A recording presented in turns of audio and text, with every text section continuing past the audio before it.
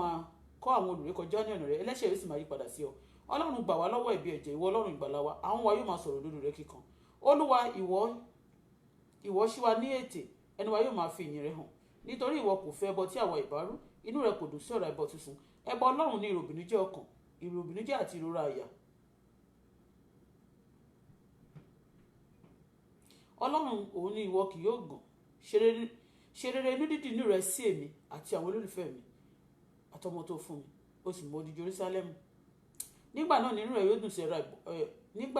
yóò dùn sí ẹbọ òdodo àti ọ̀tọ̀tọ̀ rẹ ẹbọ sísun. Nígbà náà ni a ó fi akọ màlúù rúbọ lórí pẹpẹ rẹ. Àmín. Ògo ni fún baba, fún ọmọ, fún Ọlọ́run ẹ̀mí mímọ́, bí ó sì wà látètè kọ́ṣe ó mẹ́ nísinsìnyí, bẹ́ẹ̀ ni ó sì máa rí ní ìgbà gbogbo, ayé àìnípẹ̀kun. Àmín. Thank you once again because you answer prayer. I worship you, Lord. Ẹ má bínú. Good morning everybody. Yes, ọ̀tọ̀ ní nǹkan tẹ́ máa fẹ́ gbọ́, ọ̀tọ̀ ní nǹkan tí mo fẹ́ sọ.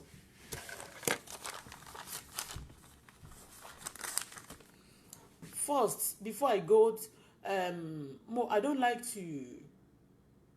Ọlọ́run jẹ́ Ọlọ́run owú. That's why first, even I want to praise people. I want to praise my father. I want to praise anybody. I want to praise my loved ones. I always praise God first. I put God first because Ọlọ́run tó bá fẹ́ràn èyí, ó jẹ́ Ọlọ́run tó máa ń jẹ owú gan. Ẹ̀yin tí mo fẹ́ sọ ni pé Daddy Lord King of Glory, ọba tí mi ò rí ṣùgbọ́n tí mi ò rí ṣe ọwọ́ rẹ̀ tó dá ayé àti ọ̀run, ọba tó lágbára jùlọ tó tóbi jùlọ, ọba tó máa ń tú ohun tí ẹnikẹ́ni kò lè, ẹni tó bá ń ṣe ọ̀nà tí ẹnikẹ́ni kò lè tì, Ọlọ́run tó nífẹ̀ẹ́ ènìyàn. Kábíyèsí, mo fìyìn fún yín lónìí, mo gbé yín ga. Mo dúpẹ́ nítorí pé you are doing things great things in my life. Thank you Lord for what you have done, for what you are going to do. Daddy, mo yìn yín lógo. Kí tí ẹ ṣe torí pé ẹ ń ṣe ohun tó dára nínú ayé mi. Mo dúpẹ́ nítorí pé ẹ̀yin ni Ọlọ́run. Mo dúpẹ́ pé ẹ̀yin ni ọba tó dá ayé àti ọ̀run. Father, I worship you this morning in Jesus name. Ẹ tí bá kì lẹ́nu má bínú, Ọlọ́run jọ̀ọ́ má bínú sí mi ní gbogbo ohun tí n bá sọ, má bínú Ọlọ́run èyí tí mo ti ṣẹ̀ sí ọ nínú èrò àti ìwà mi. Olúwa dáríjì mi. Thank you Father because nínú ẹ̀ṣẹ̀ la gbé bí mi, nínú ẹ̀ṣẹ̀ ni ìyá mi sì lóyún mi. Fọ̀ mí ní òwò ẹ̀mí ní àwẹ̀ mọ́ lónìí, kò sọ mí di mímọ́. Olúwa, agbára tó máa ń di òkú sí ẹ̀ṣẹ̀ tó ń di àyè sí òdodo, agbára ẹ̀mí mímọ́ ti sùúrù, ẹ̀mí mímọ́ torí pé Bíbélì sọ pé ó ní ká gbọ́n bí ejò ká sì níwà tútù bí àdàbà. Mo fẹ́ ní ìwà tútù bí ti àdàbà lónìí ní orúkọ Jésù. Olúwa fi fún mi ẹ̀mí mímọ́ o. Olúwa fún mi ní ẹ̀mí ìwà tútù bí ti àdàbà. Olúwa fún ọmọ tó fún mi ní ìwà tútù bíi ti àdàbà àti olólùfẹ́ mi ní ìwà tútù bíi ti àdàbà. Gbogbo àwọn tó fẹ́ mi fẹ́rẹ̀ ní ìwà tútù bíi ti àdàbà. Mo gbàdúrà fún gbogbo ohun tí èṣù àti ẹ̀ṣẹ̀ tó ti ṣe sí ayé mi ní orúkọ Jésù. Ọ̀run gbàgbára lọ́wọ́ ẹ̀mí òkùnkùn, gbàgbára lọ́wọ́ gbogbo ẹ̀mí òkùnkùn, gbogbo agbára lọ́wọ́ gbogbo ogun ilé bàbá àti tìyá, gbogbo agbára tí ó máa ń fejú pamọ́ tí ó sì máa ń ṣe bí. Olúwa gbàgbára lọ́wọ́ gbogbo wọn lónìí. Àwọn ogun tẹ́ ti ṣẹ́ má jò gbére mọ́, àwọn máa yàn Jésù agbára wa. Àmín. Good morning everybody. I open this platform in the name of the Father, the Son, and the Holy Spirit.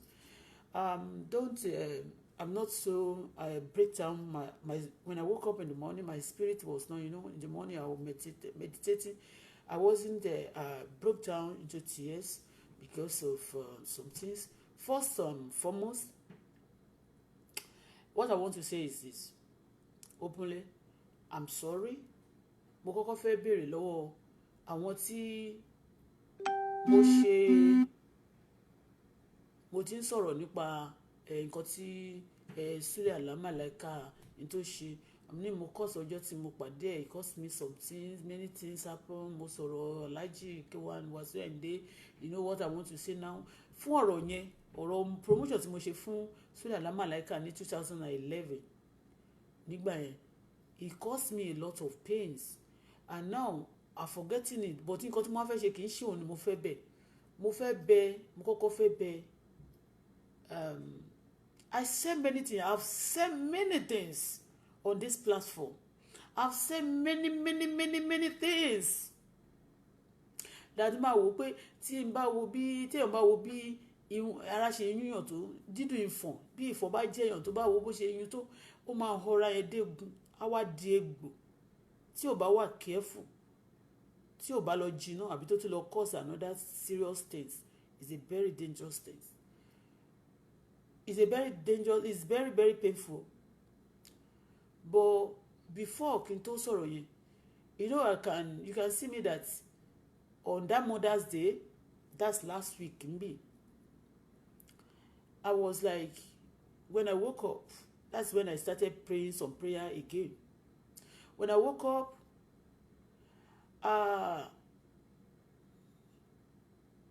Biologically, I got a mother. I have a son, which it's not me. Ọlọ́run ló máa ń báyọ̀ wọ́n mọ́. Tó yẹ pé I care for. I have a mother I care for. But nobody cared for me. I woke up that the very day, I was sad. Actually, I didn't since that day, mi ò ṣe chat. Yàtọ̀ sígbà tí ọmọ mi ní ọ̀sán tí mo wá àbí nírọ̀lẹ́ ọjọ́ yẹn tí mo wá ń ṣe ọbẹ̀ tọ́mọ mi lòun fẹ́ jẹun gbàtà ṣáà ti jẹ junk food tó wá ní òun fẹ́ oúnjẹ kan tí mo dẹ̀ wò pé kí ló máa jẹ for the week mo wá ní ó lòun fẹ́ ọbẹ̀ yẹn tí mo wá ṣe tí mo wá ní mo kàn fi agídí, you understand, to put that thing together. And I was dancing, he put the music, he would tell me, mommy, don't worry, everything gonna be alright. That's only your mommy tó máa ń kọ fún mi nìyẹn. And mommy, don't worry, by that day everything gonna be alright. And mommy, don't worry, at the end of everything and everything going to be alright. When she's singing this song, she cried. Èmi jẹ́ ni tí ó jẹ́ pé mo cherish ọmọ. I don't have those children, mi ní wọn púpọ̀, ọmọ méjì ni. Ṣọlá àti Tolúwa ni mi Jésù tó fún mi tí mo pè lórúkọ oríṣiríṣi kan sí orúkọ ọmọ mi pọ̀ gan. 18 good years ló wà lẹ́yìn going Ṣọlá going to 19 years when I have that one. Although I was not married when I have Ṣọlá, but at my age náà nígbà yẹn tí bá ti wọ mo lè marry, ẹ ti understand, nígbà tí mo bí. Now tell me, mo wá jí láàárọ̀ ọmọ yẹn and I care, kì í ṣe pé mo purọ́, mo care fún ọmọ mi both physically and spiritually. I care for people. I'm a kind of person mi ò fẹ́ close mọ́ yàn púpọ̀ because when I close to you mo kì í dàyàn. I'm a very plain person. Mo dẹ̀ máa ń wo kì í ṣe pé bóyá Ọlọ́run ó wù mí náà láti ṣe bẹ́ẹ̀, Ọlọ́run kàn dá mi, Ọlọ́run máa ń dàyàn bó ṣe máa ń dá ni. That day I was sad, on that Mother's Day. I have a mother I could say, okay, bí wọ́n ti ẹ̀ lè ka kíní nǹkan pé wọ́n kí n dẹ̀ fi wọ́n display, because you have a mother is to decorate your life. Yorùbá máa ń sọ pé ọjọ́ tí bàbá èèyàn bá kú wúrà ẹ̀ ní bàjẹ́, ọjọ́ tí kíní kan bá ṣe ọjọ́ tí yẹn bá kú kíní kan ọjọ́ kíní kan ní wúrà jígẹ̀ ní wọ́n mi. You understand? When you look at me right now, I always say that I thank God for the kind of father he has given me. Also kò ṣe mistake nípa àwọn màmá tó fún mi, and many mistake.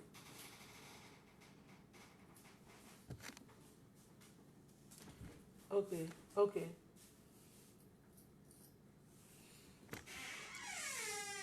Many mistakes. Mo sọnà pé when I want to look at things, the way things now happen to my mother, maybe the mother, the family, when they were short kan tí mo ṣe ní alẹ́ ọjọ́ kan báyìí, mo ní maybe the parents, they made mistake by allowing some things to happen to your children. You understand? When I woke up that very day, I was sad. I've come to the social media to say this, and I praise Alhaji Wasiu Ayinde, and I'm also ready to fight anybody. Kì í ṣe pé bóyá mo fi demo. If you demo, anybody can abuse me, but I don't want anybody to abuse me. When I talk, anybody bá gbé ọ̀rọ̀ mi tó tún bẹ̀rẹ̀ sí ṣe báyìí tó ṣe báyìí. Honestly speaking, in fact, mi Ọlọ́run ò fẹ́ kí n máa boast. Don't mean sọ pé kí wọ́n abuse me o. Are you getting me? And now say that mo jí láàárọ̀ ọjọ́ yẹn, I have a mother I could say, okay, normally a child should call a mother. I'm the second born of my mother. And gbogbo wọn ní ògbé lọ́dọ̀ màmá mi yàtọ̀ sí last born màmá mi àti èmi àti màmá mi láti jọ wà títí mo fi di ẹni tó ń dágbé láti ìgbà tó ń ti bí mi. Nígbà tí wọ́n bí mo, nígbà tí mo ti sọ story, my daddy died like this, he died like this, and nígbà tí bàbá mi tó ti kú, èmi àti màmá mi la jọ rìn káàkiri. Anywhere, gbogbo bí tí mo bá dé yẹn, anywhere I go with my mother. You understand? The time she suffer, the time she will start again, God has used me many times to build her again. That is, it's not by my power, but Ọlọ́run ti mọ̀ pé wọ́n máa jìyà báyìí. Ọlọ́run dẹ̀ ti gbọ́n savior. Ó ti mọ̀ pé wọ́n máa fìyà jẹ nílé ọkọ tó fẹ́, ó dẹ̀ ti mọ̀ pé bàbá mi máa fayé sílẹ̀, but bàbá bá kú, bàbá máa ń kú ni. Obìnrin ni mí, but mo tún dàbí ẹni tó wà nínú mi ọkùnrin ni. But ọjọ́ yẹn mi ò fẹ́ sọ story púpọ̀ because àárọ̀ kùtù lára wà. mo jí làárọ̀, I have a mother normally màá sọ pé ó ti kú, because when I want to call her she tell me no, and I care and I know that I never do anything wrong to them. They wrong me many ways, but I will believe that okay, Ọlọ́run ò ṣe mistake náà tó fi dá mi sí àwọn family. Ọlọ́run kò ṣe mistake tó fi jẹ́ kí wọ́n bí mi náà. Mo wá bèrè Ọlọ́run, questionable God mà ní o, dájú kí ló ṣẹlẹ̀? Ṣé Joseph ṣe bí nǹkan Joseph kan ló ti wà? Ṣé another obìnrin tó wà tó jẹ́ Joseph ni? What happened to me? And you never tell me that even Mama Joseph àìpó wà tó bá wà láyé, mo believe pé wọ́n ní kò lè tiẹ̀ nǹkan tó ṣẹlẹ̀ sí Joseph kó lè máa ṣe bọ̀dọ̀ abẹ́ ìyá ẹ̀ kú. You know, àwọn ẹbí ẹ̀ ló tà kì í ṣe màmá gangan, but màmá mi náà generate problem fún mi gan. And it's something like that before. When things move but and John suffer together, tí mo Ọlọ́run máa lò mí fún medicine, it wasn't like that. It would now come to stage kan. Mo wá ṣiṣẹ́ tán. You know what? You understand bí tí ogun yẹn kò ti bẹ̀rẹ̀ sí jà mí ni. I don't know. It pains me that very day of the Mother's Day. I have a son. My son could not call me. Ọmọ yẹn, àní mo ṣe wedding fún ọmọ ìyàwó tó fẹ́ yẹn. Tèmi ṣe ẹsẹ̀ ẹ̀kọ́ ni mo ń gbà.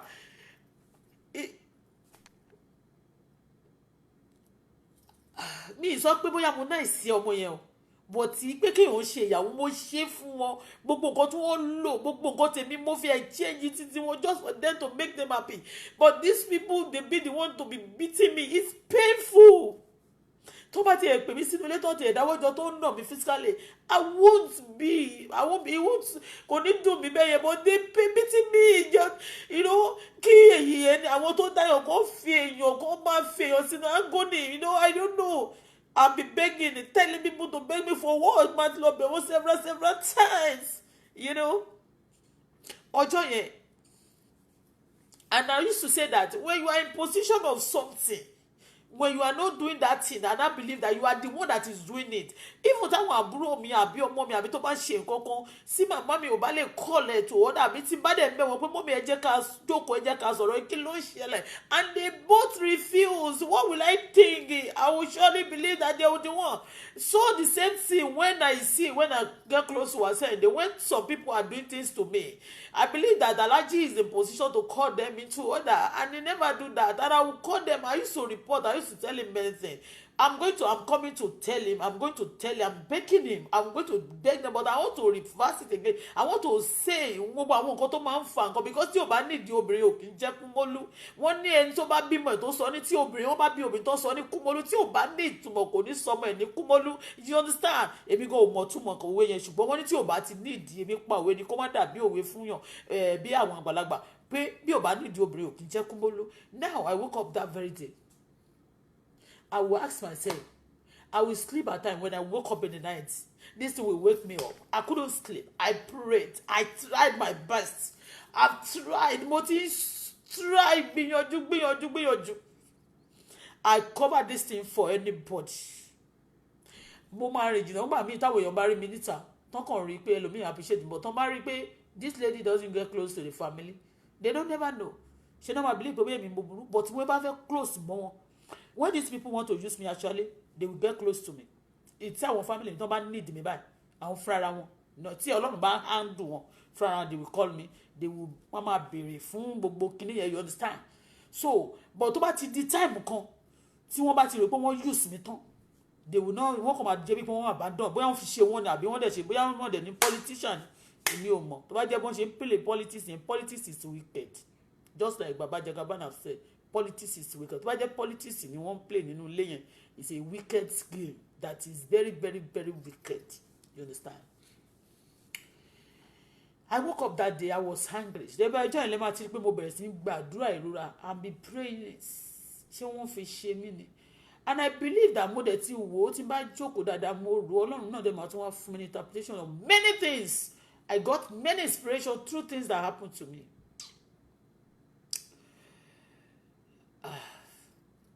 But you know what? I come back. Bí mo ṣe sọ ní ọjọ́ yẹn, tí n bá sọ̀rọ̀ náà Tasha ti bá bínú, mi ní kó má bínú, mi dẹ̀ nífẹ̀ẹ́ kó tún bínú náà. Ṣé ti yé but? Téèyàn bá ń báyàn jà bí ṣe ká kúkọ ni, ṣe ti understand? Alhaji Wasiu Ayinde, mo ti wọlé yẹn rí, even kó tó announce pé òun fẹ́ Fathia, lèmi ti wọnú ilé yẹn. I don't even know somebody was pregnant for him then. and I entered the house. Gbogbo ilé ẹ̀pọ̀tá ni mo wọ̀. Kò dẹ̀ ṣe ọjọ́ kan, kò ṣe ọjọ́ méjì, kò dẹ̀ ṣe ọjọ́ kan. You understand? Mo kọ́kọ́ fẹ́ béèrè, mo kọ́kọ́ fẹ́ sọ àwọn nǹkan tó mú mi tún bínú tí wọ́n fi sọ pé ó ti fẹ́ máa bú Alhaji kiri kan. Àwọn èèyàn ń pè mí, wọ́n ń sọ oríṣiríṣi ọ̀rọ̀. I'm telling you, people can spoil people. I don't believe people. You getting me? I don't believe people because they did it to me. My mommy mi ò purọ́ mọ́ wọn. Mo sọ pé màmá mi ti kú. She's alive. But she will be telling me ìgbà tí mo wá jàjà kọ́lé gbogbo nǹkan tí bá ti fi wọn àwọn ẹbí mi. Nothing will oníṣeéṣe. And legends of kọ́kọ́ fún yín, behind the successful children there is a good mother and father. Tí bàbá bá dẹ̀ kú ó máa kú ìyá fún yàn. Mo ṣe bọ́ mọ́ mi ṣe lóun ṣe wedding yẹn bó ṣe lóun fẹ́ engagement yẹn bó ṣe lóun fẹ́ràn mo ṣàṣìṣe bẹ́ẹ̀ yẹn I make him happy ẹni tó débẹ̀ mọ̀ mi náwó bí ẹni tó mo ná owó bàjẹ́ bí ẹni tó ná owó bí ẹni tó ṣe party tó ṣe rẹpẹtẹ ni I spend more than 6 million on that engagement. I spend money hell of money mo ná fún ọmọ yẹn. Ó sí owó tí mo lè ní tí mo lè ná fún ọmọ tó máa pọ̀ jù but at the same time tó bá ti mọ ìwúrà la máa ń tà fún torí bá ṣe wá sáyé yìí ọ̀tọ̀ọ̀tọ̀ la wá ọ̀tọ̀ọ̀tọ̀ dára máa lọ but mo ò fẹ́ sọ̀rọ̀ wọn mi fẹ́ sọ̀rọ̀ family mi. When I woke up that day tí mo dẹ̀ ti rí pé Malaika genesis of the little problem tó ṣẹlẹ̀ ń ta yẹn tí mo ní mo rí tí mo dárúkọ gbogbo wọn tí mo dárúkọ yẹn Súlẹ̀ Àlá Malaika ó ní mo ṣe máa ń pariwo ẹ̀ pé he pretend kú lẹ́ni gbogbo nǹkan tí wọ́n bá ṣe fún mi I release everybody from the bottom of my heart and mo dẹ̀ wá ń sọ fún Alhaji mo sọ nǹkan àwọn mo sọ àwọn ọ̀rọ̀ kan sí Alhaji Wasiu Ayinde Wasiu Ayinde oko lájàlẹ̀ láyéláyé bó ṣe dẹ̀ rí njọ́ tí mo tún sọ pé wọ́n gbé woman yẹn wá sórí social media kẹ́ lè mọ̀ mí for you to know me ṣe mọ̀ pé Fúnmi Beauty World ó close mọ́ Esabod ó close mọ́ Wasiu Ayinde now wọ́n wá gbé woman yẹn Esabod wá gbé woman yẹn wá sórí social media ó wá bẹ̀rẹ̀ sí láṣẹ my belief is that how can some people close to Wasiu Ayinde they be doing some things but they believe pé mi ò síbẹ̀ nígbà tí Fúnmi Beauty World gbé iṣẹ́ fún Esabod but when I look at things when gbogbo nǹkan tí mo ti là kọjá I see things that okay tó bá wá ń ṣe show ní ọjọ́ yẹn tó ń bú mọ́ ẹ̀ tí wọ́n dẹ̀ good sí Esabod ó yẹ kó yarí fún ni tí ò ń ṣe bàmá ẹ̀ tí ò dẹ̀ ń ṣe pé wọ́n jọjọ múlẹ̀ àbí tí ò ń ṣe òun ló gbé ṣe wá síbẹ̀ ó yẹ kó yarí fún Esabod ni that is me for you ó yẹ kó yarí fún kò sí bó ti kò jẹ́ màmá mi tó bá ṣe nǹkan lójú èèyàn báyìí màá sọ fún mi mọ́mí it's not good I respect it but what you have done to this person òun náà lẹ́lẹ́dà tó tẹ́ bá ṣe tẹ́ bá fi àgbàyàn jẹ kẹrin ti pé àgbàlagbà tó dàgbà gbogbo ayé wà lọ́rùn tó máa wò yín this is me for you I don't because anybody close to me ó yẹ kí n bu ọmọ mi kí n bu family mi I don't cover evil tọ́lọ̀ ń ṣe dá mi nìyẹn ó lè búyàn ó lè dùyàn ó dẹ̀ lè jẹ́ bí nǹkan burúkú káwọn èèyàn máa wí pé ojú èèyàn náà máa ti ṣe kíríkọ náà ṣe bọ́lọ̀ ń ṣe dé mi nìyẹn olóòótọ́ òkè ńlẹ́ni Alhaji Wasiu ò ní àwọn many things but Alhaji mo believe pé mo expect àwọn nǹkan kan tó jẹ́ pé ó máa pẹ́ kó tó di pé ó ṣe tí mo believe pé irú ẹni yẹn tí Fúnmi Beauty World yẹn tó gbé wá síbẹ̀ yẹn to be kindly people if I don't say it people will be saying it.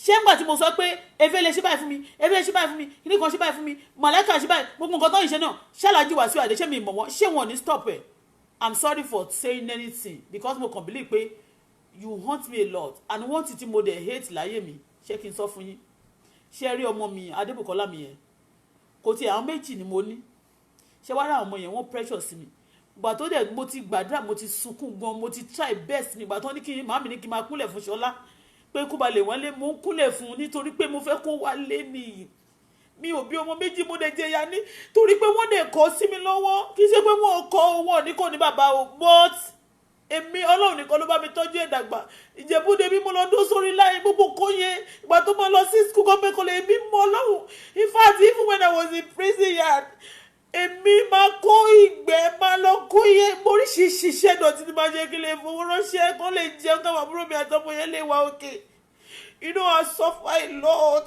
on this issue and mo wá rí pé kí ló wá ṣẹlẹ̀ ó tó táìmù ọmọ mi fẹ́ ṣe ìyàwó mọ́ mi máa lóhùn òun fẹ́ dúró gbogbo kan wá ṣe bẹ́yẹn fún mi àwọn àbúrò mi wọ́n wá dúró bí ogun bí Gòláyátì kan. And you know some people you cannot even fight them with all your mind. Mi lè gbàdúrà pé Olúwa bá mi pa wọ́n sọnù because tí wọ́n bá pa wọ́n báwo ni àwọn tí mo ti gbàdúrà fún pé ẹni tó bá gbógun tì í kọ́ lóun ṣe tí mo gbàdúrà tí ó jẹ́ pé mo jẹ ìyà jẹyà kọ́ lóun tó rẹ̀ sí wọn wọ́n wá di ogun fúnra wọn tí bá ní kọ́ lọ́run ṣe wọ́n lè ṣe èmi nìkan ni mo fẹ́ wà láyé ni you understand you know ọmọ yẹn wá di ọmọ tí Ọlọ́run mi tí ìlú ogun yẹn rí láyé mi honestly speaking I'm telling you mama ṣe nǹkan fún wọn tó bá ti ṣe dáadáa fún wọn tí èmi bá ṣe dáadáa fún wọn èmi yẹn ló fẹ́ eliminate mo wá wò pé what kind of battle is this kò yé mi mo sá kúrò lé mo sá ti àwọn torí ẹ̀ lè ṣe máa rí pé àwọn wo báwọn àwọn olùbí máa báwo ló ṣe lọ bá wà sí ẹ̀dẹ́ báwo ló ṣe pàdé wà sí ẹ̀dẹ́ mo rí gbà tí mo wò pé mo ti sọ tẹ́lẹ̀ this person gbà tó yá I submit to you. I believe that it can also help me to fight some battle. But you know what? Nobody can fight your battle for you except God. You getting me now? Kàkà bẹ́ẹ̀ ṣe láyé máa tún wá fi ọ̀rẹ́ ẹ̀ ṣe ló máa tún fi nà ẹ́ tó máa sọ di ọ̀tá ìmọ̀ ẹ lọ́wọ́. If you don't work, be careful. First, gbogbo àwọn tí mo tọwọ́ bọ̀, gbogbo àwọn tí mo ṣẹ̀ nípa Súlẹ̀ Àlámàlàíkà. Torí nípa Súlẹ̀ Àlámàlàíkà. You believe it or not? Believe it or not, was Súlẹ̀ Àlámàlàíkà ń bè lọ́wọ́ mi òun fẹ́ bè mi tí a máa jẹ mí lọ́wọ́ mi lára òun fẹ́ wo mi tí a máa jẹ lára mi and I explain everything to Alhaji Wasiu Ayinde and he knows everything all these things. It pains me when he refuse to do things about it. Mi ní pé kó fún mi lówó yẹn tó bá fún mi tó bá fún mi lówó I will have my life màá ní ẹ wo in tó dùn mí ju ọmọ mi jó ti fi ọmọ mi jẹ ìyà.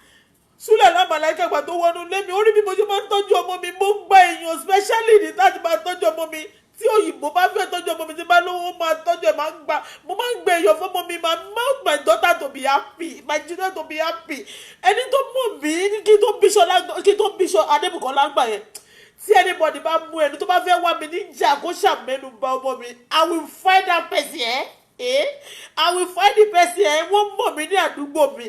Tó bá bú mi ó lè bú mi lọ ìgbà tí mo dé látẹ̀wọ̀n àwọn èèyàn máa ń bú mi ṣeré ní ẹlẹ́wọ̀n ni wọ́n mọ́ tó gbé mi débẹ̀ but I will be going I'll go my way you understand but when they offend my tó bá touch ọmọ mi I get mad with anybody that do that but ọmọ yẹn tí mo tó jẹ́ pọ̀ mọ́ tí mo ti sọ nígbà kan tí mo sọ pé mo fẹ́ lọ commit suicide tí mo ti gbé ògùn báyìí nígbà tí màmá mi frustrate mi pẹ̀lú àwọn àbúrò mi tí mo gbé ògùn báyìí tọ́mọ mi sọ fún mi pé tí bá ti lo ògùn yẹn báyìí kí n make sure pé mo fún un ní ògùn yẹn náà kí n make sure pé òun náà kú ni because nobody will take care of him ọmọ yẹn ló wá di ẹ tí ó wá dìde sí mi tó wá di ogun fún mi mo dẹ̀ tọ́jú ẹ̀ ṣèbẹ́ lómi ni ò tọ́jú ọmọ ẹ̀ tọ́mọ yẹn dẹ̀ máa bọ̀wọ̀ fún síbẹ̀síbẹ̀ mo dẹ̀ tọ́jú ọmọdé despite pé àwọn ẹbí bàbá mi àti màmá mi fúnra wọn ò tọ́jú mi wọn ò love me but I still love them but èyí tí mo wá love kí ló dé tó hate mi kí ló dé tí ló ṣèkà fún mi fún.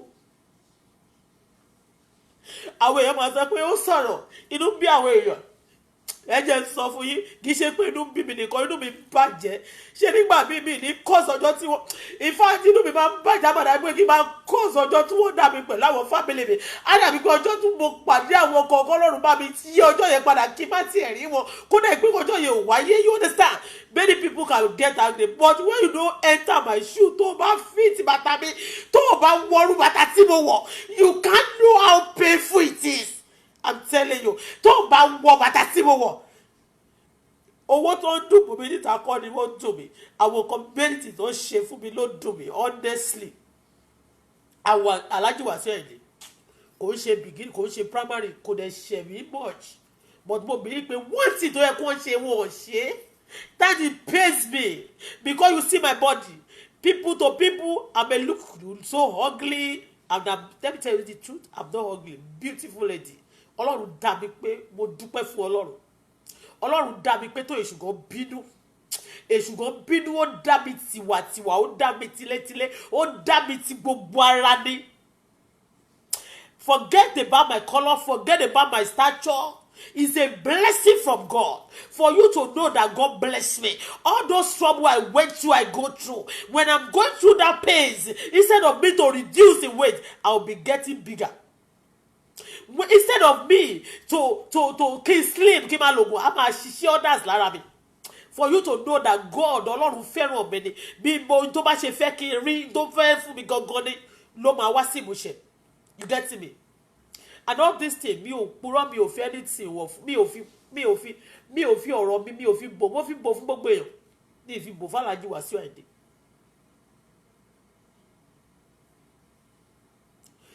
Súlẹ̀ Àlàmàlàíkà ó wá sínú ilé mi ó rí bí mo ṣe tí ó bá mọ mi bá jáde ọmọ mi slim wọ́n tó bá jáde tí Adébùkọ́lá bá jáde láti inú yàrá nígbà tó kọ́kọ́ wọnú ilé mi tó rọ ọmọ mi tó jáde àwọn aṣọ kánà fún aṣọ tó wọ̀ ṣẹ́rí èmi máa ń like àwọn sportwear àwọn kì í ṣe sportwear but àwọn aṣọ tó jẹ́ design àwọn tó quality tó nice I do it for my baby like that because mo ṣiṣẹ́ tó torí wọn because èmi you know what because I suffer no mother nobody care for me. So when àwọn ọmọ yẹn tó yẹ pé ilé ayé dẹ̀ ti sún mi through àwọn parents mo gbara ẹ̀wọ̀n one learn many times you know what mo wá jókòó mo wá wò pé I want my children to see me and say and praise God and thank God I have a mother even if I don't have a father thank God for giving me the best. You know what my daughter used to call me I need the best mommy of this earth I've never seen. You know what but my daughter cry látọjọ́ tí mo ti pàdé Súlẹ̀ Àlàmàlàíkà. He dealt with me korotomoye whatever I go through that my little daughter go through it. Let me tell you the truth when I see as I cook for my baby she lose appetite she's not happy. I try a bit about to try láti make her happy to make her happy. You know what you do and then you make your children happy and I don't do bad to you Súlẹ̀ Àlàmàlàíkà. And when you look at my background when you look at what I've been through I believe that ní ṣerú kọ́ bẹ́yẹn fún mi because ìwọ kan tó lò jìyà tẹ́lẹ̀ jìyà láyé yìí jẹ́ ìyà tó mi because you still have your father there you still have your mother there if your father cannot do it your mother will do try to do things but those two areas I lack of those two things. And you know that téèyàn bá sọ bàbá ẹ̀rù ní kékeré tó bá ṣe oríire Ọlọ́run kan ṣàánú fún ni talk less of mo wá sọ méjèèjì nù my mommy was there but spiritually she is no longer there for me again. When the mother will be telling you that ele lo fẹ́ kó ṣoore tó dẹ̀ máa curse me tó dẹ̀ pé mi dẹ̀ mo make it happy èmi dẹ̀ kọ́ mo curse bàbá mi tó fi kú tó bá lo olùsọ comfort ẹnu ìwọ náà ló tojú bọ ìbọ̀kúbọ̀ tí bàbá mi kọ àgbákò ni màmá mi kọ́ jẹ́ fún bàbá mi àgbákò ni bẹ́ẹ̀ ni because ọba méjì ò kì í fẹ́ra wọn bó ti sọ ọba obìnrin lòun ó ti tojú bọ̀ pọ̀ ó lè má mọ̀ mòun náà kẹ̀dẹ̀rẹ́ bàbá mi náà the same thing agbára méjì pàdé ara wọn ikọ́ máa wá ń gò fún kan ni.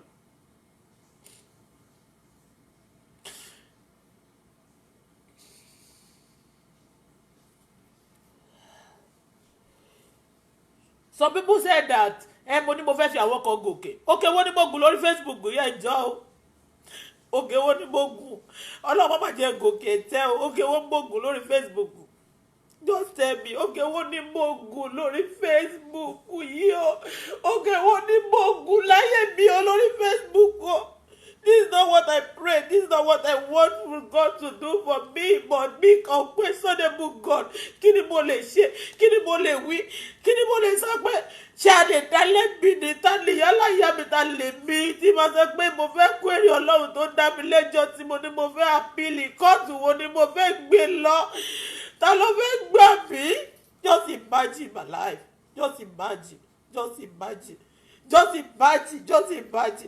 My baby cry. But some people, you know what? When I see that my baby cry, agony move me. I feel the pain. I feel it when I see my baby. When I give her food at times, she will be weak. She will be sad. She will be like, oh my God, I don't feel happy. Honestly speaking. And I see all these people, but only one make jest of me. Is it good like that? Is it good as someone Nigeria? She will die. I'm a little Nigeria. When you're that man. Ìgbà tí o bá bá mi ní mo wọ okay o. I don't go. I told people that knows me. I'm very homely. I'm generous. Kì í ṣe pé bóyá ó wù mí láti máa ṣe because I've been in pain. I know what it takes for somebody not to have. Many people die. It's not because they are sick. Some people die because they lack. Many people die. Many people commit suicide because the lack of love, the lack of things that won't believe pé àmì náà entitled to sick. If I could not get it, let me go. Some people they are happy even they don't have money. They be alive for themselves. But you know what? Tó bá wá wo gbogbo orúkọ bẹ́ẹ̀ tó fi gbogbo nǹkan bẹ́ẹ̀ jà láyé, what will you do? Tó fi gbogbo nǹkan kọ́kọ́ fi bẹ́ẹ̀ jà láyé, kí ló máa ṣe?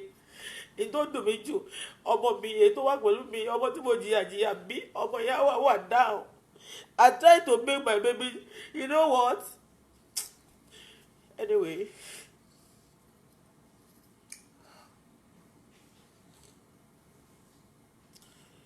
King Wasiu Ayinde, I'm very very sorry. Anybody not to say pé ó sọ̀rọ̀ gan ó touch oko. I'm sorry for everybody. Me not sorry for everybody. I'm sorry. Bóyá wọ́n ní wọ́n mo ṣe àwọn àti tí wọ́n bí pé mo hàn tí wọ́n, but you are not hurt better than me. I'm hurt. I'm still hurt. When I remember story, I cry. I can't hold it. I can't hold it. I can't just hold it. It's painful to me. It's very, very painful. Painful. Come and sọ mi kí n kúnlẹ̀ fún ọmọ mi. Kọ́mọ yẹn má ṣáà lọ. Má ṣáà ṣe bìsbẹ́ má kúnlẹ̀ fún náà. Mo dẹ̀ ń dánwó pẹ̀lú ẹ̀ o. Anything tọ́mọ mi bá nìdí má ṣe fún. Fúnra mi báyìí ni mo lọ kíù ní oṣù. Kò ń ṣọmọ Ìjẹ̀bú. Níbo àwọn tí mo mọ̀ níjẹ̀bú ni wọ́n bá mi. Tí bá fẹ́ ṣe nǹkan níjẹ̀bú tí ò bá wà òkè. Àwọn tí bá mọ̀ wọ́n á fún mi ní. Let's one for me, one help me. Those people, when these people come to Ijebu, all these people talk to my enemy. What kind of battle is that? Ogun wo nìyẹn? Ọjọ́ tí mo gbé Ṣọlá wá pé kó wá gbowó, ó ní kí n gbowó lẹ́nu ọ̀nà ní Dubai. Nígbà tí mo fẹ́ ṣe show yẹn, mo ní I can't do that. Nígbà tí mo lọ́mọ, ọmọ mi dẹ̀rẹ̀ Ṣọlá Adébùkọ́lá ló dẹ̀ ti pè mí níjọ́ yẹn pé, Mommy, I want to see my brother. Fúnra rẹ̀ báyìí ó wà lórí dání ó jókòó báyìí mo ní what happened ó ní I want to see my brother mo dẹ̀ ní okay don't worry just talk to him because tó bá ní kó wá sí ó lè lóhùn wá òun lè òun ráyè mo ní okay talk to him ọ̀sẹ̀ mo dẹ̀ gbé fóònù fún Ṣọlá Adébùkọ́lá I want to take napping excuse me.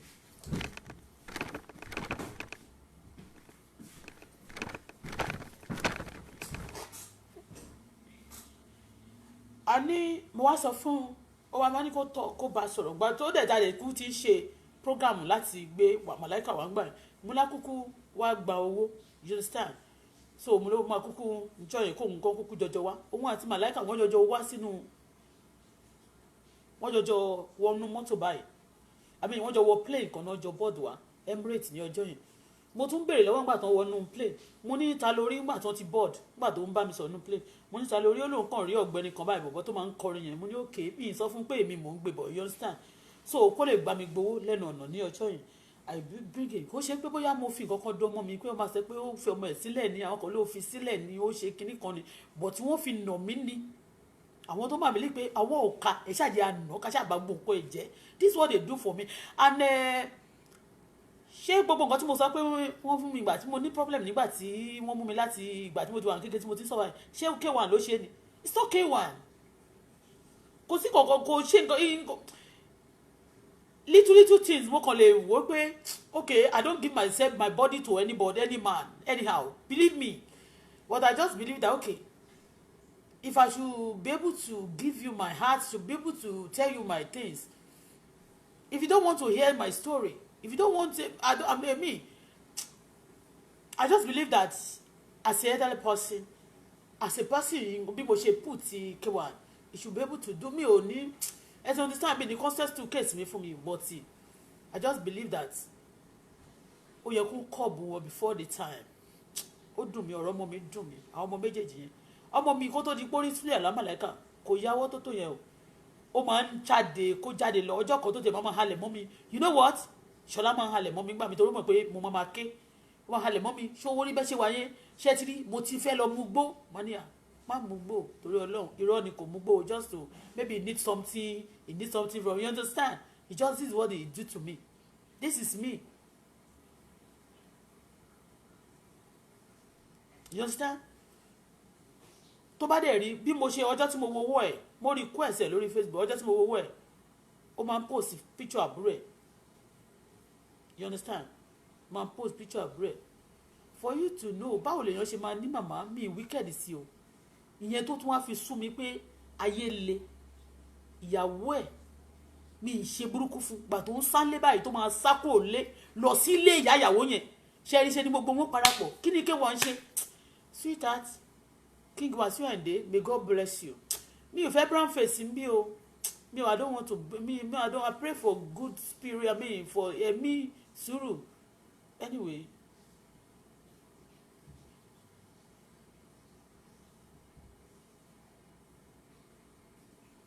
Hello, ẹ pè mí later. You understand? Somebody pé kí n kúnlẹ̀ fún ọmọ. Mo mọ̀ pé I know it's not right o. But for my mommy to tell me go and kúnlẹ̀ fún ọmọ ẹ̀. Ṣáwọn kúnlẹ̀ fẹ́mi rí ni. Wọn ò kúnlẹ̀ fún mi. Ṣé kí ni kéwàá ń ṣe? Mo kàn wò ní pé ti gbòòrò yẹn wọ́n wá dá sí. Màláìka máa sọ fún mi màmá àtòun ya mo jíráyọ̀ màmá òun tọ́jú màmá òun. Ó tọ́jú màmá ẹ̀ tó mi màmá ó tọ́jú màmá ẹ̀ tó ti tèmi. I take care of my family. Even láti gbà tí mo ti kéré. God mi ò boss. God have been using me for many things. Kò dẹ̀ ní pamítì láti máa lò wọ́n. Láti máa lò mí. Simply because so why you want to be wicked. Èmi preach fún ìrònú kúwàdà fún sílẹ̀ lámàlẹ́ká o. Torí ẹni tó bá ṣe burúkú. Bálájí ṣe bá mi sọ. Ó lè ṣe dáadáa fún yàn. Kó gbàgbé dáadáa yẹn. If I don't want people mo ti jẹ ìkorò tó láyé mi. Before I come across Wasiu Ayinde mo ti jẹ ìkorò tó kí n tó pàdé sílẹ̀ lámàlẹ́ká mo ti jẹ ìkorò tó kí n tó máa jókòó sínú ilé tí mi ò ń bẹ̀rẹ̀ ní àò tí mi ò mọ àwọn èèyàn lẹ́kọ̀ọ́ tí mo pàdé àwọn èèyàn mo pàdé olówó mo pàdé ọlọ́rọ̀ nínú ọgbà ẹ̀wọ̀n. Ẹnìkan tí mo lè ní mo sì fún assistant lọ́rọ̀ kí n dẹ̀ tó dé ó ní mi sí sóṣóṣó láǹkẹ́ woman tó wá ń supply aṣọ sójà nígbà yẹn nígbà yẹn àwọn Babangida àwọn Buhari nígbà yẹn tó máa ń supply aṣọ fún àwọn sójà tó ní Ṣólánkẹ́ street ní Ìkẹjà ní ọ̀gbọ̀ ibi ọ̀nà pẹ́ bí yẹn tó ní Ṣólánkẹ́ street that's only màmá yẹn. Wọn ò dẹ̀ fún mi lówó gbà tí mo ti jáde báyìí tí church ti settle mi I never go back to the woman. Yàtọ̀ sí pé nígbà tí mi kí tó dé kán tọ́ mi ní màmí kó wá rí wọn kán bá mi pe àwọn legal àwọn human rights lawyer wípé wọ́n kàn fìyà jẹ mí lásán tán bá mi fight wọn ò dẹ̀ rí ṣe ohun tí Ọlọ́run fúnra rẹ̀ tú mi sílẹ̀. Màmá yẹn ò rí ṣe nobody bá yàtọ̀ sí church tí mo dárúkọ pé fún wa lówó tí mo tó fún mi lówó tá a fi bẹ̀rẹ̀ bí tá a bẹ̀rẹ̀ kò sẹ́nibọ̀dì tó ṣe fún mi. Mo mọ many people náà bí mo ṣe mọ̀yàn lẹ́kọ̀ọ́ yẹn ẹ̀dẹ̀ mọ̀ pé Lagos Island jìnnà sọ́ba lè dé Lagos Island yẹn ní gbogbo àwọn majority àwọn tí mo mọ̀ nílé tán ti ń taṣọ tí wọ́n tún jẹ́ ọmọ ìsàlẹ̀ Èkó I don't bother many people go ò ní fẹ́ mọ̀ mọ́ ẹni bá kàn sọ wọn ní àwọn ọmọdé yìí ni wọ́n máa kàn sọ because I was teen mo ti rí gbà yẹn. I never go for people for even Basia tí mo wá dárúkọ later Buhari gan ló ti rí mi because ìgbà tí mo rí ó dúdú nígbà yẹn tó wà mẹ́ẹ̀ ó dúdú ìgbà tí mo dẹ̀ wá rí mo rí pó pupa tó lòun mọ̀ mi ó mọ fèsì mo ní mi ò mọ bí tí mo ti mọ̀ ọ̀hún tí táṣẹ̀ wá sọ̀rọ̀ sọmọ òkè tó wá dárúkọ ẹ̀ mú náà tó dárúkọ ẹ̀ Basia mú náà bọ́tẹ́ pupa ìyàwó ọ̀rẹ́ mi mú náà bọ́tẹ́ pupa àmì ẹ̀ pupa sì ẹ̀ dúdú tẹ́lẹ̀ tí mo pàdé ẹ̀ ń Dubai many people don't know me nígbà tí mo kéré nígbà yẹn I for be 20 something years àti lose face mi ò lè rántí mo kàn lè rí pé akọjá ń bì kan rí you understand. Tí bá ní màláìka ṣe mi ó ṣe mí ni and mo dẹ̀ believe pé gbogbo nǹkan tó wá ṣe jìnnà bẹ́ẹ̀ yẹn it's not be like that nígbà tí mo ti wá mọ́ kéwà ó dùn mí gan I do many things also for him to because mo believe pé ẹbí pé òun ni mo rope jù mi ì dẹ̀ rope ẹ̀ but wọ́n ṣèkà fún mi but kò ó yẹ kó dá sí mo dẹ̀ sọ gbẹ̀ fún dẹ̀ mọ̀ gbẹ̀ I'm sorry for that mo wí àwíjàre nínú oṣù àwẹ̀ náà làwọ̀ báyìí for that I release everybody Wasiu Ayinde mi tó yín pè lórúkọ you are a king ọlọ́run ò dẹ̀ ní rẹ̀yìn sílẹ̀ I'm sorry for whatever ẹni tí mo dẹ̀ bú gbogbo ẹni tí mo bú àtàwọn tó dùn àwọn tó jẹ́ fáǹsì àtàwọn tó jọ̀rẹ̀ àti bàbá wọn gan Jagaban mo sorry gan wọ́n sì gbé bàbá lẹ́jẹ́ bàbá ọlọ́run I'm very sorry.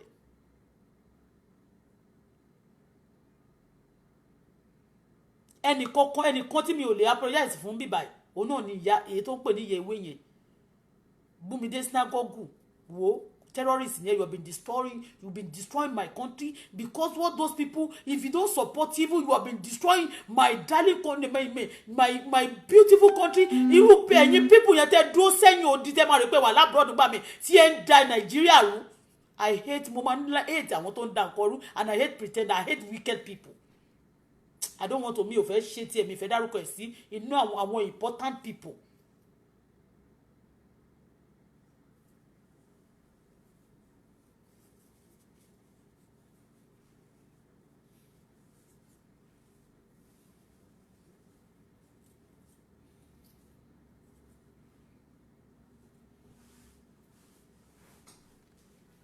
I'm sorry for àwọn tó ṣẹ̀ mí, but let me know what they wọ́n da nǹkan ara wọn rú. Ẹ̀dẹ̀ jẹ́ ń sọ fún yín, ẹni tó bá mọ Sule Alao Malaika ó bí ọmọ títí ẹ̀ ó ṣèkà fún mi o, kò ń ṣe nípa owó nìkan, it did evil to me.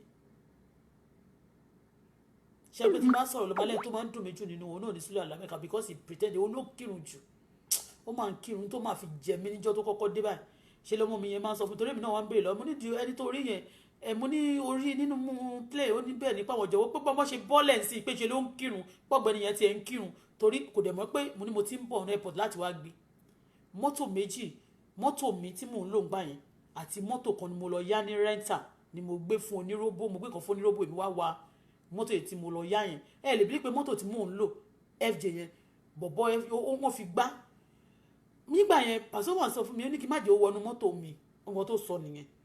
Mi ò mọ reason, but èmi ò mọ̀ wọ́n for that reason, because I know Alhaji K1 nìkan ni mo mọ̀, even gbà tí mo ṣì wà lẹ́mọ̀. Kò sẹ́ni tí ó bá wà nígboro tó ti pẹ́ nígboro tí ò ní mọ̀ K1, òun ni mo mọ̀ tí mo dẹ̀ like wọn, tí mo dẹ̀ ti máa ń lọ sí party wọn dáadáa. You may not know me like this, but I know him, but not, you understand? So I don't know him and I don't close to him, but nígbà tó ń sọ̀rọ̀ yẹn mo wí pé ó ní kí wọ́n máa wọnú mọ́tò mi, but ẹni yẹn bó ṣe ń bọ̀ direct báyìí, ìyẹn tún béèrè lọ́wọ́ ẹ̀, ó tún béèrè lọ́wọ́ onírúurú pé ṣé ìyàwó yín ni, ìyẹn ní business partner òun ni o, táwọn jọjọ ṣiṣẹ́.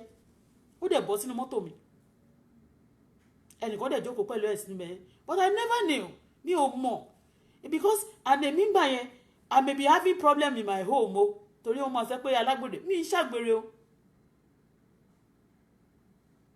fún nǹkan tójú mi ti rí láyé mi. Nígbà míì ìbá ọkùnrin èèyàn máa ń sú mi, wọn kò máa wo gbogbo èèyàn bí kan bí pé wicked, woman being a wicked. Mo kàn máa believe ọjọ́ mo máa rí èèyàn bí tèmi ṣá. Because I know èèyàn máa ń ṣe mí. I don't want people to be dragged on the floor. I don't want people to be molested, to be, to come and suffer èèyàn because one were less privileged. Because I'm a less privileged person, they take me for granted. It pains me. Ọmọ mi tó máa ń sunkún yẹn ló máa ń dùn mí. Each time my baby fed, tí bá rí kíni yẹn lára ọmọ mi, I feel bad. Ṣọlá burú, but you know what? Kò wá worst to this extent. Ọjọ́ tó ti tún fojú kan Sule Alao Malaika yẹn. Tí bá sọ pé àwọn èèyàn sọ̀rọ̀ fún mi, mo kàn kúrò ní. Many things wọ́n máa sọ pé owó wà lọ́wọ́ mi, wọ́n máa bá gbowó lọ́wọ́ mi. Àwọn Sule Alao Malaika ló ṣe é. Wọ́n máa bá gbowó lọ́wọ́ mi, wọ́n wá mọ ọmọ yẹn. Wọ́n wá jẹ́ kí ẹ̀mí èṣù nú ẹ̀, wọ́n wá aggravate ẹ̀. It pains me. Wọ́n ṣèkà Sule Alao Malaika ṣèkà fún mi. Àǹtí bá ti rántí kí ni yẹn máa wẹ̀ pé okay, wọ́n tún lè bá mi sọ kọ́kọ́ many things, kọ́ bá mi ti ẹ̀rí dín ogun tó jà mí. Now mo believe pé and they now increase it pains me. At least àwọn ilé mi bá mi jà tí ẹbí bá mi jà tí wọ́n bá kọ́ mi jà kí náà ṣe pé mo ṣèkà fún wọn. But ó lè jẹ́ bí kádàrá tèmi ṣe rí nìyẹn, ṣó yẹ kó ọmọ mi tún ṣe bẹ́ẹ̀ fún mi ni. But it's not ordinary. Ẹ̀wọ̀n tí bá rántí kí nìyẹn make me cry. Ọmọ tọkùnrin wọ́n ti kọjú ẹ̀sìn mi. Eléyìí ó wá rí nǹkan tí mo go through. Ó dẹ̀ rí pé mi ṣe ká everybody knows me. Ọlọ́run náà dé mọ̀ mí. It pains me. Sule Alao Malaika ṣe ká fún mi. Báwo ló ṣe máa ní nǹkan ti dẹ̀ wọ́n pé kí nǹkan ti ẹ̀ dá mi ìdẹ̀ ṣe mí fún ẹ. Àní níjọ́ tó ti wọlé mi báyìí, tí ò bá ń ṣe ẹlẹ́ṣẹ̀, tí ò bá ń ṣe kà, Ṣọlá yẹn òun àti ẹjọ́ yẹn wọ́n rí mi lóru. Mo fi bẹ́dùn mi sílẹ̀ fún wọn. Mo lọ sùn sí yàrá ọmọ mi ibi táwọn ọmọdé wà yẹn, ibẹ̀ lèmi wà. So I was not praying lóru, mo máa ń sunkún tí máa ń gbàdúrà. Ṣọlá wá bá mi láàárọ̀ pé alájà ló máa ń pè mí. Mo ní mi ń ṣàlájà. Ó ní kí ló dé tẹ̀ ń sunkún tẹ̀ bá ń gbàdúrà. Mo ní kò sí pé this is where I used to pray, because when I feel at time with the Holy Spirit, àjọ máa kàn máa dúpẹ́ Ọlọ́run ṣé mi ló ṣe é fún èmi tó ṣe understand. I prayed. Ìgbà mi ò lè jẹ́ pé mo rí rántí nǹkankan. Ìgbà mi ò dẹ̀ lè jẹ́ pé mo wà amazed with God, what God has done for me. I cry. Ọmọ yẹn ó sọ fún mi jọ yẹn. Mo dẹ̀ wá ní pé kán lọ sùn tó tẹ̀yìn wà tán nílé yín wà òkè kẹ́ má tún waste owó yẹn àwọn nídìí owó wọn máa ra nǹkan. You understand? I bought wristwatch for him. Aláàjì mọ̀. I bought the wristwatch kéré nínú nǹkan tó gbà sọ̀ lọ́wọ́ mi. Kéèyàn kàn dédé wicked. Why wickedness? Nǹkan tí mo dẹ̀ ń ṣe pé tó bá fẹ́ wicked èèyàn, èmi bí tí mo ti jẹ ìkorò tó, mi need anybody to hard more problem fún mi. Wọ́n wá tún fi ọmọ nà mí. ó lòun mú omi tí ìyá máa jẹ lára mi, ó dẹ̀ fi àyè jẹ mí tòótọ́. Ó fi ọmọ ọ̀nà mi, wọ́n hàn mọ́ problem ọmọ yẹn, wọ́n sọ ọmọ mi di, you know what?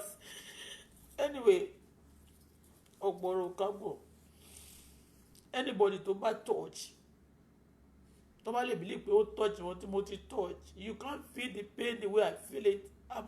Èmi nìkan mo lè ṣàlàyé. I'm telling you, èmi mo mọ bí tí bàtà mi ti ta mi lẹ́sẹ̀.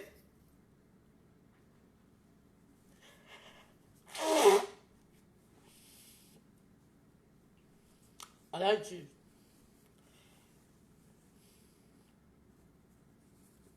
I'm sorry once again.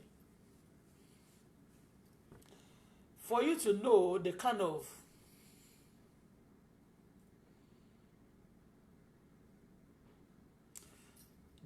love, it's not loss. No, love is different from loss. Love is different from loss. Loss is those people that maybe they get lost into things that they see with you. Maybe they want to stay with you because of things that they see with you. I don't get lost for something. I get love for things. For God, nínú oṣù àwẹ̀ yìí, tí n bá sọ pé ó dùn mí báyìí sí, you too, you are haunt. You are haunt. I'm sorry for what I've used to haunt you, what I've said that you tell she. I'm very sorry.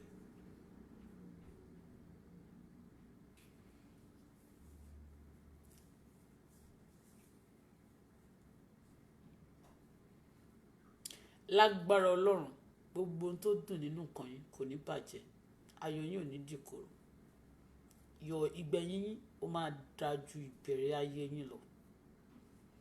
Àwọn tó ń wá ìṣubú yín, Ọlọ́run ò ní fi fún wọn. Ọgbọ́n, ìmọ̀ àti òye tọ́lọ́run fún yín kò ní gbà kúrò.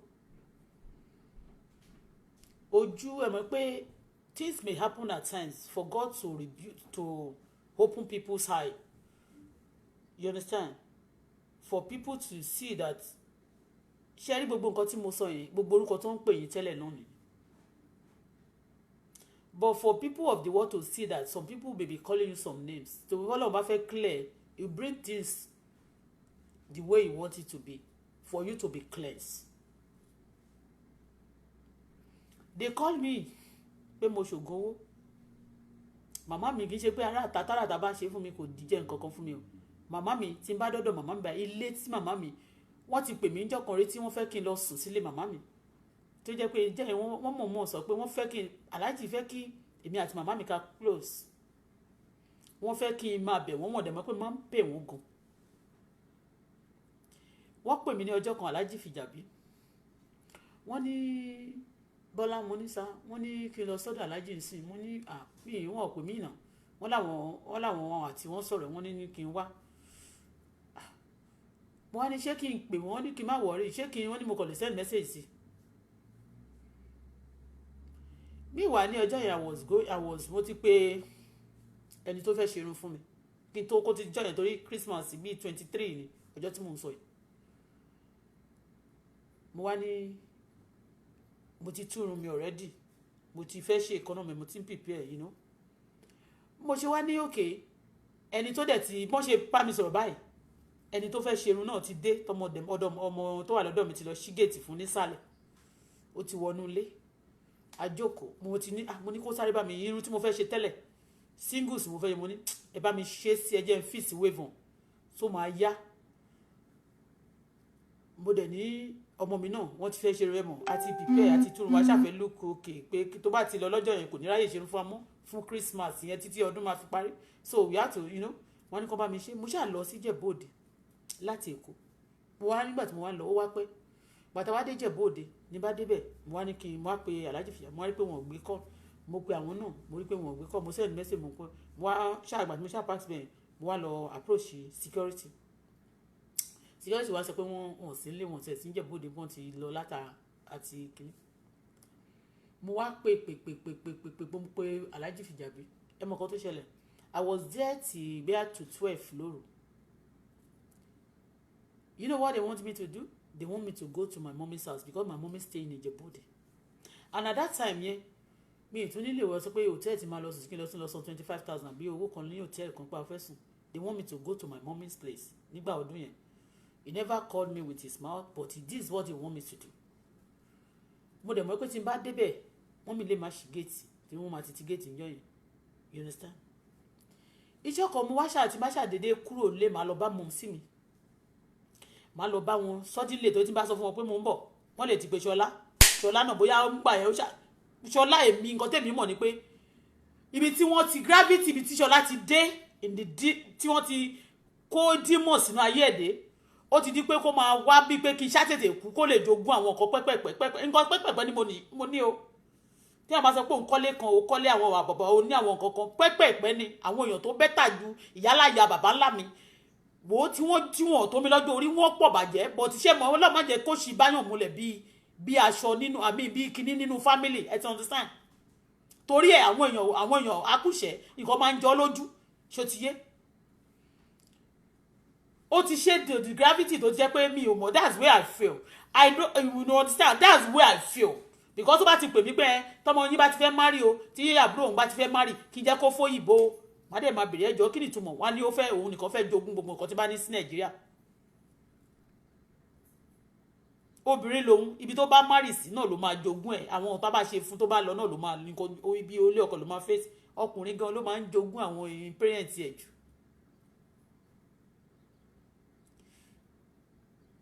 mo dẹ̀ débẹ̀ tí má débẹ̀ máa bèrè mọ́ mi kí ló dé tẹ́ máa fi ń dọ̀jì mi tẹ́ máa fi ń sọ pé kí n máa wà tí máa fẹ́ wá ẹ pé Ṣọlá àkájọ sọ̀rọ̀ mo tún lọ bá wọn wọ́n wá ní kiri kan mo ní mọ́mì kí ló ṣẹlẹ̀ gangan wọ́n ní jọ́kan àwọn lálàá wọ́n sọ pé máa jí àwọn gbé lọ fi ṣògùn owó mo lé mi wọ́n ní àwọn làwọn lálàá mo lé lálàá mo dẹ̀ mọ̀ pé wọ́n lálàá ó lè jẹ́ Ṣọlá tó sọ fún wọn when people want to fight you tó ti gbé òun wọnú kí ní ẹ̀ tó gbé kò fẹ́ káṣírí òun tú kò fẹ́ kọ́ mọ̀ nǹkan tó ń ṣe they will spoil things tó wọ́n believe pé tó bá ti dá wà ìlò they will be able to conquer you mo mọ̀ pé tí ò bá jẹ́ pẹ̀lọpẹ̀ Ọlọ́run èmi nìkan máa ní mo wà pẹ̀lú Ọlọ́run tí ò bá jẹ́ Ọlọ́run tó gbà mí lẹ̀ ogun yẹn jọjọ orí mi lọ.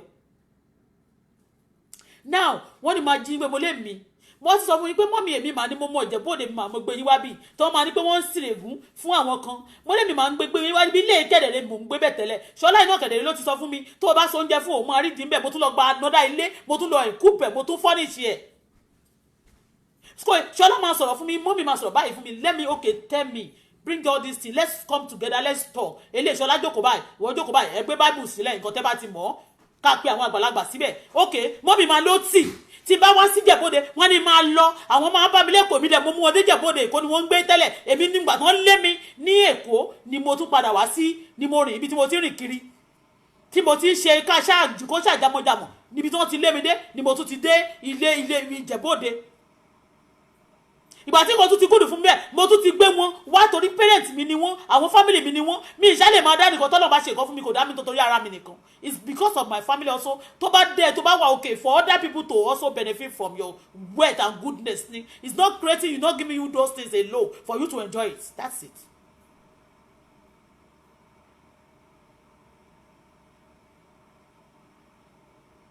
tí bá dẹ̀ débẹ̀ yẹn mo tún ti di ìjọkọ̀ báyìí mo lọ bá wọn lálẹ́ wọ́n bí mo ṣe wọlé báyìí tó ń sí pé wọ́n ti wá sí géètì fún wa wé géètì wọn ò tí ì ti géètì wọn bí ṣe páàkì wọlé ń jọ yẹn bí mo ṣe wọlé báyìí wọ́n ní à ibo ló ń lọ mo ní ọ̀dọ̀ yín mo wà lóru lálẹ́ kì í ṣe alẹ́ òbí nǹkan bí 8:30 to 9 wọ́n ní à tètè lọ́ máa tètè máa tó di kinní kan báyìí àwọn òòlẹ̀ ló ń jẹ kinní kan mo ní ẹ má wọrí àlè tí a ti jẹun mo ní wọ́n tó bá dọ̀là mo ní no bro ẹni tí tẹ bá tiẹ̀ ti ní mo ní káwọn ọmọ lọ wo nílé kan tó bá ní mo ní àwọn ọmọdé ti jẹun àti ra Mr. Big Bata ń bọ̀ mo ní òkè wọ́n ní ibo ni mo fẹ́ lọ sùn sí mo ní bí máa sùn sí wọ́n ní mi lè sùn sí bí ẹ̀pẹ́ 3 bedroom flat dẹni mo ní kí ló dé wọ́n láwọn òòlẹ̀ àmì àti wọn òjò lè sùn lẹ́ẹ̀kan àwọn ọmọ àbúrò mi tọ́pẹ́ dẹ̀ ti wà lọ́dọ̀ wọn èmi dẹ̀ mú nílé kì í ṣe pé mo fi ń sìrègùn fún wọn kó dẹ̀ wá jẹ́ pé wọ́n wá ń sanwó lé yẹn lọ èmi mo fọ́ ìjẹ́ mi mo ń gbé bẹ̀ kí ni èmi mo gbà á ni mo ragun nǹkan síbẹ̀ tí mo ń gbé bẹ̀ tí mo fi ta wọ́n lọ́rẹ tọ́dẹ̀ kọ́ àwọn àbúrò mi tí wọ́n dẹ̀ máa ní mi ìlè wá síbẹ̀ ṣe bí àwọn ni wọ́n bí mi ẹ wá sọ pé wọ́n sọ pé wọn ò kú táwọn ìkan lé olórí burúkú kan tó lóun jíde mo sọ́ọ̀rì omi ìfẹ́ bínú àwọn tó bí bá tiẹ̀ bínú àwọn yẹn bí bá bẹ àwọn tí wọ́n bá qualify fún ẹ̀bẹ̀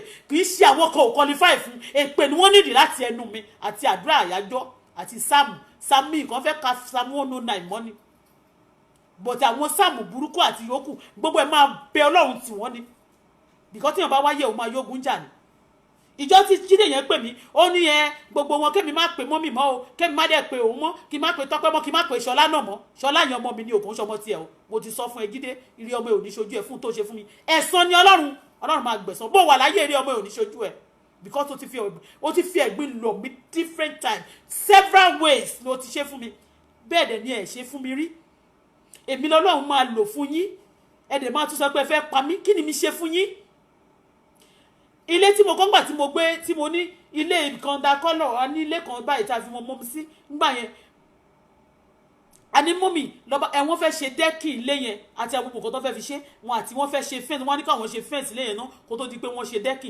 gbogbo nǹkan tààrà wọ́n fẹ́ fi ṣe dẹ́kì ńjọ́ yẹn ta gbogbo owó ta san gbogbo ẹ̀bí tó wà látijọ́ yẹn ló wà mọ́mì sílá fún mi kàn fún mo fún wọn 1.2 ní ọjọ́ yẹn mo ní 1.3 mo ní ẹyọ owó oúnjẹ no 1.2 ẹyọ owó oúnjẹ yín 1 million ló fẹ́ máa wọ́n fẹ́ máa kó lọ fún ẹni tó fẹ́ ṣe fẹ́ǹsì yẹn ẹni tó ń bá wa ṣe fẹ́ǹsì tó fẹ́ ṣe fẹ́ǹsì yẹn ńjọ́ yẹn wọ́n kọ́ ẹ kó 1 million lọ fún ẹni yẹn àsẹ́ǹdẹ̀ sákàǹtì wọn ẹ kó ẹyọ 120 owó oúnjẹ yín 120,000 ẹyọ owó 30,000 owó epo ẹ ṣàṣe kankan a máa spoil wọn.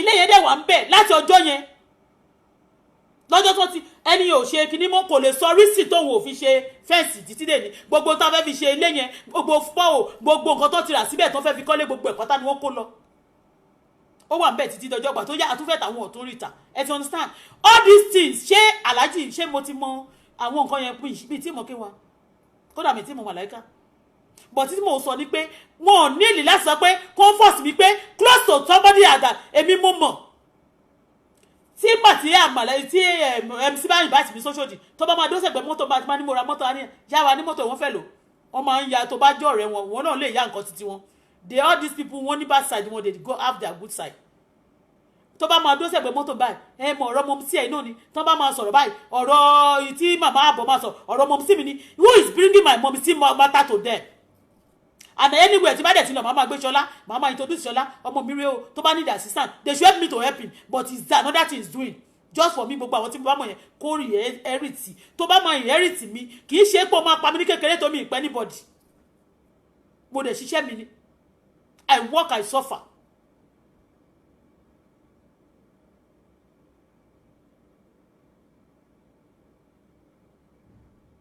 They don't know what is going on in my family. Tó bá sọ àwọn ará àtàwọn máa sọ pé mo tún bẹ ibi tí mo ṣe dé mi ó dẹ̀ máa ń tì mí lójú kàn máa sọ pé màmá mi fúnra rẹ̀ nígbà tí mo wá parí ilé tí mo sọ pé mọ́mì mo ní flat tí mo ṣe sẹ́yìn ilé mi ò kọ́lé yẹn fi rent mo ní sẹ́ẹ̀ mo ṣe flat yẹn pé kí mo sì mi lè wà ń bẹ̀ pé kúrò níbẹ̀ yẹn pé kún fún wọn comfort despite bó ṣe ń ṣe fún mi tó màmí lòun lọ́bẹ̀ o òun ṣakọ a máa gbéraga mo ní bo mo gbéraga mọ́mì ní ìgbéraga sí yín ṣé pé mo kọ́lé mo pè yín pé mo kọ́lé ọmọ tòun náà máa kọ́lé màmí ò mà débẹ̀ a máa sọ pé ngbẹ kíní kan ọwọ́ ẹ̀ ò mọ́ jọ ẹ jọ o kí màmá tó bí máa sọ fún mi pọ́wọ́ mi ò mọ́ èmi dẹ̀ mo introduce Jésù sí ọ̀dọ́ òkò sáàfù Jésù yẹn tó tọ́ o èmi mo gbé Jésù wálé fún wọn o èmi mo gún gbogbo wọn lọ sí ṣọ́ọ̀ṣì o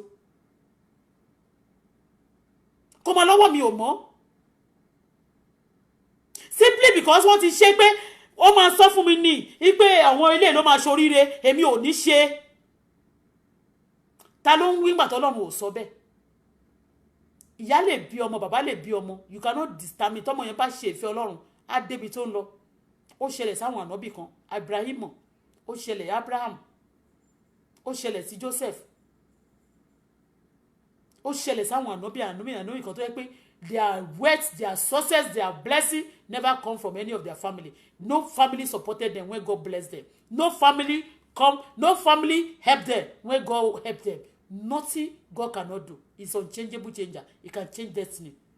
Jábésì yẹ fúnra rẹ̀ ló fi ègún sí lóní wàá máa jẹ́ ìbànújẹ́ wàá máa jẹ́ ìrora wàá máa jẹ́ ìpọ́njú wàá máa jẹ́ ìyà orúkọ tó fún nìyẹn Ọlọ́run dẹ̀ yí orúkọ ẹ̀ padà adẹ̀tìrí náà ní pé wọ́n ní pè ẹ́ ní ẹ̀gàn mọ́ wọ́n ní pè mí lẹ́gàn mọ́ ó ní bí ò ṣe é síbà.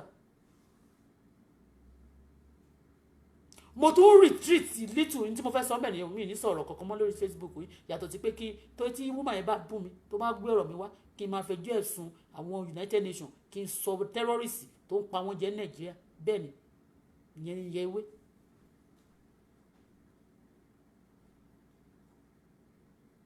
a kàn sọ bọ́dí kẹ́kọ̀ọ́ wòyàn báyìí kẹ́ jẹ́ pé ẹ máa make sure pé me tell you something. Wọ́n máa gba nǹkan lọ́wọ́ mi, wọ́n á gbé fáwọn àbúrò mi. Wọ́n gba nǹkan, wọ́n á gbé fáwọn àbúrò mi, wọ́n máa ní politics náà ń jẹ́ bẹ́ẹ̀. Kì í ṣe politics, wickedness ni mo rí yẹn sí. Practice evil. Wọ́n fẹ́ kí n kú ni àwọn nǹkan mi tó kù yẹn kan wá pin. Ṣọlá tó wá gbọ́gan tó bá jẹ́ pé wọ́n wá pa mí gan, wọn ò tiẹ̀ lè ré mi pa.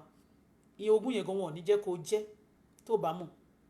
Àwọn Tọ́pẹ́ wá rí pé inú ilé yẹn Tọ́pẹ́ àti àwọn Jídé náà máa fẹ́ kó pin. Bẹ́ẹ̀ ni mo sọ fún ẹ. Àní nǹkan tèmi kò sẹ́ni tó máa pín ìkógun tèmi. Èmi ni mo jẹ, èmi mo ṣiṣẹ́ mi, èmi mo ṣẹ́gun sí mi, èmi máa jèrè ẹ̀. Ẹ̀gúsí èmi máa jẹ ọbẹ̀ ẹ̀gúsí ni mo ṣẹ́. Èmi mo ṣe iṣẹ́ mi, èmi dẹ̀ ni máa jèrè ẹ̀ pẹ̀lú ọmọ mi. Ẹni tí ò bá mi ṣiṣẹ́ mọ́ tán máa ní kèmi lọ sọ́fà káwọn kò wá jókòó kó jókòó ọjọ́ tí mo ti sunkún sí none of them tó bá mi sunkún, none of them tó care fún mi, none of them even call me tí bá tún pè wọ́n á tún máa fi mí ṣakọ lọ́ máa jẹ ìyá ẹ́ bọ́n ṣe fún àǹtí mi Jùmọ̀kẹ́ nìyẹn. Ìyẹn sick sílé wọn lọ tì í síkà rẹ̀ ṣé ìyá nìyẹn ọ̀dájú àbíyamọ. Kì í ṣe gbóyàn ló máa jèrè ọmọ o. Bó ṣe ń kọ̀ mí sílẹ̀ tó ń kọ̀ mí tí bá kájọ fún tó máa ń owó òwò o gbogbo aṣọ ẹ o ti lọ kó tọrẹ o ti lọ gbogbo ètò kó wá fún o ti fún pásítọ̀ kan o ti fún bàbá kan o ti fún bá o ti fàwọ òun ló mọ nǹkan tí ò fi wọ̀ èyí tó bá wọ́n jù bí alóhùn gbé fáwọn pásítọ̀ kan òun gbé fáwọn ìyá kan òun gbé fáwọn bàbá kan wọ́n dẹ̀ máa rojọ́ pé mi ìtọ́jú àwọn ibi tí Ọlọ́run ibi tí èèyàn ò sí Ọlọ́run wà ń bẹ̀. Ìyẹn dẹ̀ ní àwọn màláìkà máa jókòó wọ́n máa ní ìyá àtàwọn àwọn tọ́jú ẹ̀. Thank God you have a mother. Thank God me I don't have. Èmi kọ́ ni mo bèrè fún kádàrá yẹn bí Ọlọ́run ṣe dá kádàrá tèmi nìyẹn. That is it.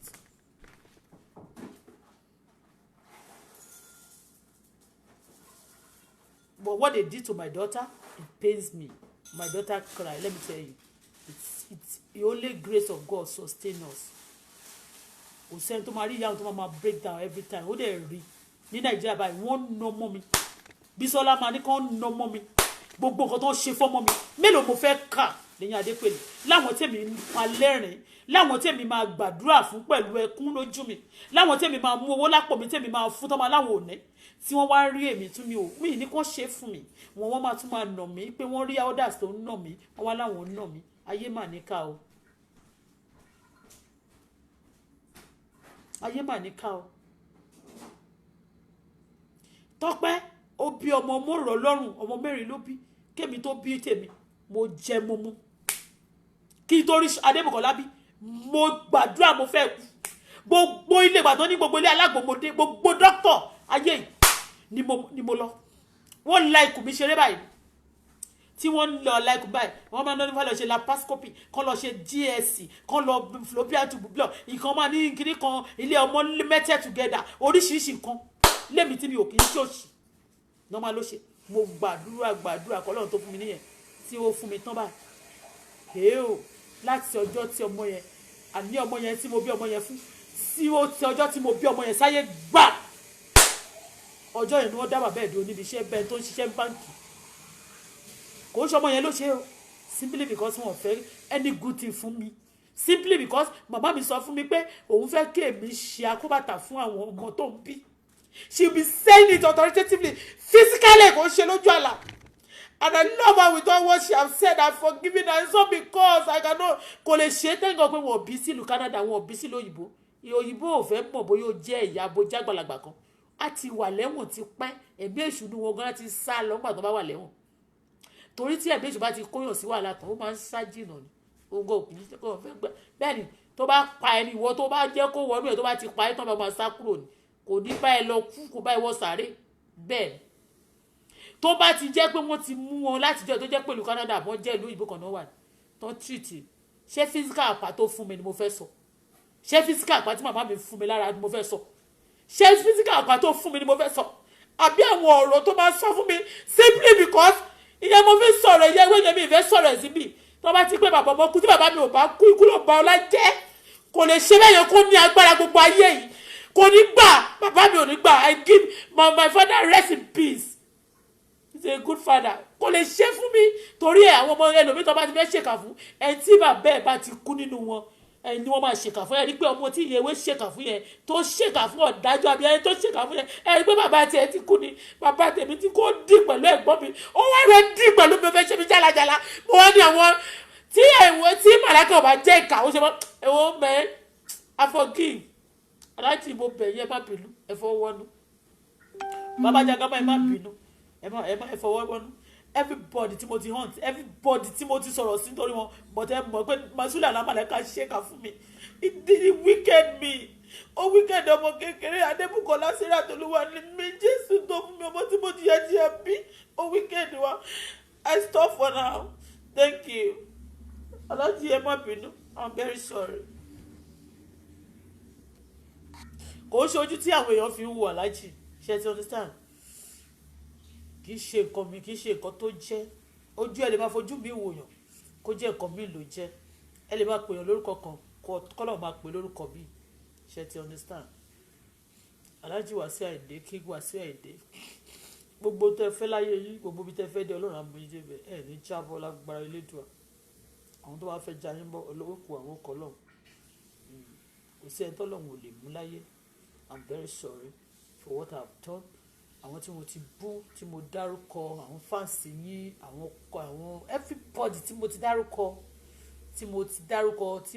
because of the hunting yẹn ẹ kàn wọ́n pé Sule Alamalaika ló fà á but I forgiven him also because of Sule Alamalaika because of Wasiu Ayinde I forgiven him and I say everybody sorry anybody I've hunted everybody I've talked wrong rudely ẹ tí mo ti address rudely tí mo ti sọ̀rọ̀ sí rudely ẹ fi mí yàn lọ́hùn I forgive them I forgive people and also I want people to forgive me if I have offended you sorry okay and Alhaji Wasiu Ayinde once again I'm sorry ní àjàlẹ̀ ilé ni mo ti wọ bẹ̀rẹ̀ comfortably I swim there before you even kí Fathia tó wọlé I enter the place yes before Fathia kó tó announce Fathia ni mo sọ ó ti yé I'm sorry Wasiu Ayinde I'm not more my mood láti praise èèyàn but I praise you a lot ọmọ ìlú olórílẹ̀ ṣẹ́ṣẹ́ṣẹ́ ọmọ Ìjẹ̀bú Òdúró ọmọ Awúrè Fàṣẹbanu ọmọ Òkóbì Fòṣìkà kóṣìkà fẹnu ara ìwúre ọmọ Àlímọ́tì Ṣàdíà wà pẹ́ òní kú síwájú yẹ ọmọ arẹ́yìn ọ̀tá arẹ́yìn òdì èmi náà arẹ́yìn ọ̀tá hàn èyí tí mo sọ lónìí kò ní jẹ́ àsọ èyí tí n bá ti ṣẹ̀ náà tí mi ò morúkọ yín tó ọ̀rọ̀ mi ń dùn yín tí mo hàn tí mo tọrọ sí ẹ má bínú ẹ dáríjì mi ṣe gbọ́ please tọlọ́run kẹwò mọ́ mi lára kẹ́lẹ̀ wo ti Adébùkọ́lá ẹ̀wò ti Sarah she's just ìgbà tí bá tún yẹ tó bẹ̀rẹ̀ she's just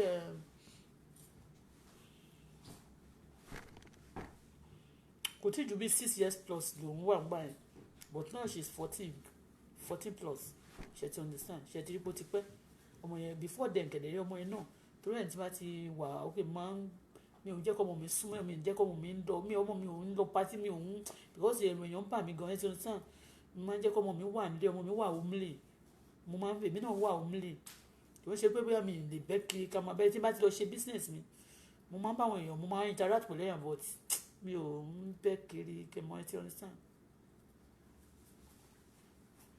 because of Sarah tolúwa ni mi because of Ọlọ́run tó dá ayé àti ọ̀run mo fi orí adé mẹ́rìndínlógún ọba mẹ́rìndínlógún ló ti wàjà nílé bàbá mi mo fi bẹ̀ gbogbo àwọn èèyàn tí n bá mo fọ Ọlọ́run bẹ̀ yín number 1 nínú oṣù àwẹ̀ mo fi bẹ̀ yín mo bá fi adé mẹ́rìndínlógún mo fi bẹ̀ yín mo fi ẹlẹ́dàá tèmi náà mo fi bẹ̀ yín mo wá tún fi ẹlẹ́dàá Adébùkọ́lá mo ní kẹ́ wo ti Adébùkọ́lá ni ẹ jọ̀ọ́ please look at me thank you Alhaji ẹ má bínú I receive your message thank you God bless you love everybody bye for now.